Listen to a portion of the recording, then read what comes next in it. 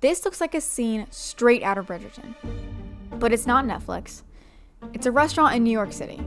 And I'm here, alone, realizing that if this were the actual Regency era, I wouldn't even be allowed here. Which made me wonder, why are we so obsessed with a time period over 200 years old? One of which women had no rights, no freedom, and no autonomy. So how did we get here? From Jane Austen novels to Bridgerton-inspired bars. Let's get started. The Regency era refers to the time period between 1811 and 1820. But the concept of a Regency romance didn't become a specific genre until the 1940 version of Pride and Prejudice, bringing Jane Austen's beloved characters to the silver screen. Since then, there's been countless other movies and TV shows. Do you dance, Mr. Darcy? Not if I can help it. From different time periods, not specifically Regency era, but you get the idea. Like Bridgerton, The Great, Harlots, etc. And I've fallen for every single one. I literally have read every Bridgerton book. Hey girl. Yep. Anyway, it's not just me. Bridgerton is literally one of the most watched English language shows of all time. But I've also noticed a new phenomenon emerging: Regency-Inspired tourism. It all started when I kept seeing these ads for candlelit Bridgerton concert, and then I saw that there's a whole Bridgerton ball you can go to, and then I saw wine tasting parties inspired by the Regency era, and then I fell for one without even realizing it. There's no way this is real. There's no way this is real. Look how cute. Look how freaking cute this is.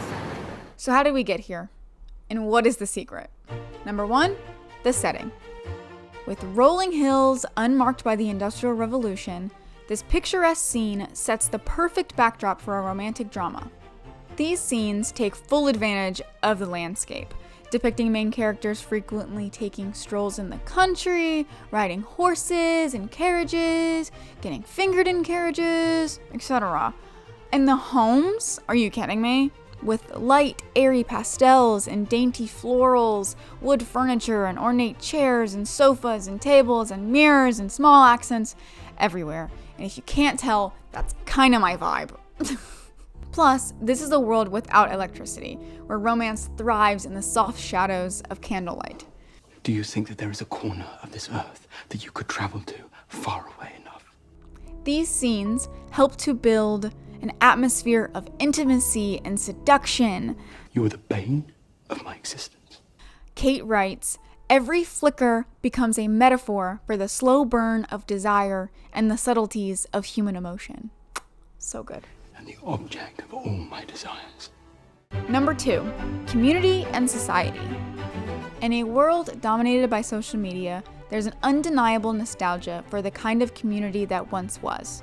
Enter Regency-era balls, grand soirees, and dancing to music that doesn't involve shaking ass. I mean, I guess you could, but like, you get what I'm saying. In an age where third spaces have become obsolete, Mina Lee has a great video talking about this concept, by the way. Balls in this time period served as the magnum opus of social life, where people truly gathered, and without phones or social media, might I add.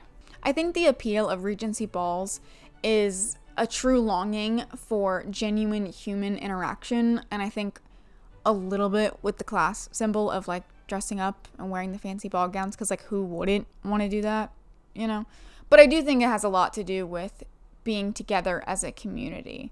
I mean, that's why do you think we have prom? Like, why do you think that's like the peak thing in high school, is to go to prom? I think it's probably the same thing. It is a delightful ball, Your Majesty. Very diamondy. Number 3, the romance. I think there's an allure about returning to a world of true courtship with secret gestures that feel irresistibly enchanting. And like, this is past the whole idea of the gorgeous gowns and the fact that there's entire seasons positioned for you to find a match. Just imagine the act of being asked to dance as an offer of courtship. Miss Sharma, may I have this dance? Are you kidding me? There's legitimately nothing casual about that. I think the Regency era's courtship rules really allowed for a romance to unfold with such clarity and purpose that I think is lacking a lot in today's world of like ghosting and like, does he like me? Does he not like me? Is he going to text me back? Is he not going to text me back? Is this going to be a relationship or just like hanging out or talking or, you know, a situationship, stalemates? And I thought you gentlemen capable of worthwhile conversation.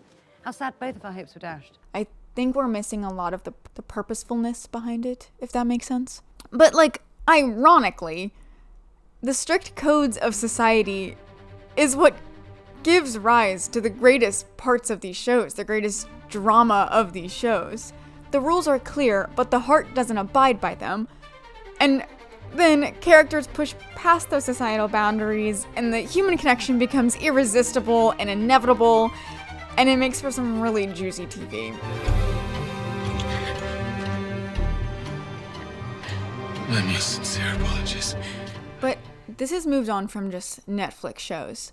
There's been a real world boom in this idea of Regency era tourism. Across the US and Europe and probably more, fans are literally stepping into this fantasy. Even this idea of like Regency-inspired tourism, there's been other historical time period tourism forever. Like, I just did a video on Renaissance fairs, which that started in the 70s, and that's, you know, dressing up for a time period. That is tourism in itself. Is it 90% marketing? Yeah. Is it another way to just make money for corporations? Also, yeah. But is it also fun for people? Yeah. I don't necessarily think that's a bad thing, to give the people what they want. And I think it's actually is a broader lens of the issues that we're having in our society. Like I was talking about, the missing of third spaces, the missing of a genuine sense of community. I think that's what people are craving.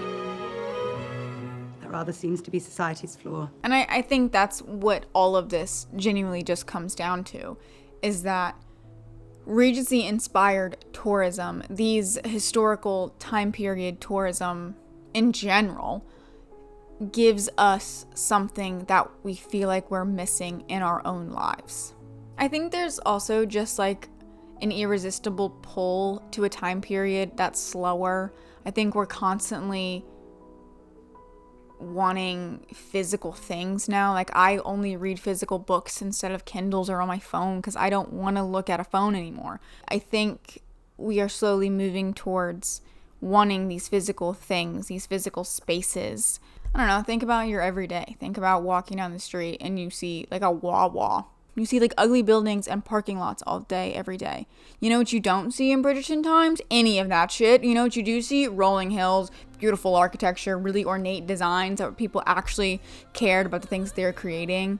I think people are allowed to want something different, even if it's an aesthetic that's a little out there and quite possibly slightly problematic.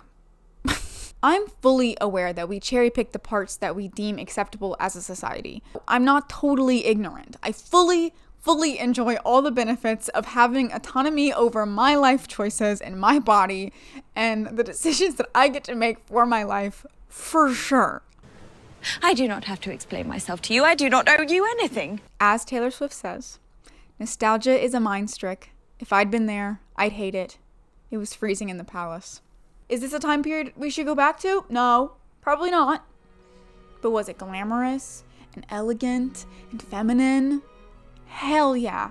It's fun. And going to the bar was fun. The fact that it was the first time I had ever been by myself, eating dinner alone in New York City, like, that's really daunting. And I was really nervous about it. But because I was in a space that I genuinely felt connected to, being that it was the aesthetics that I really connect with and I really love, I think there's a connection there of why I was able to do it and why I actually enjoyed myself.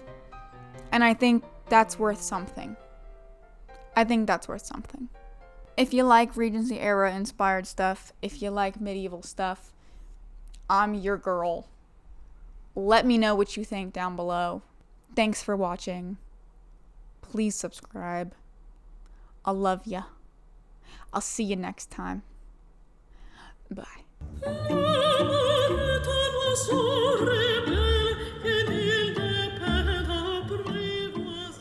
are my Bridgerton books.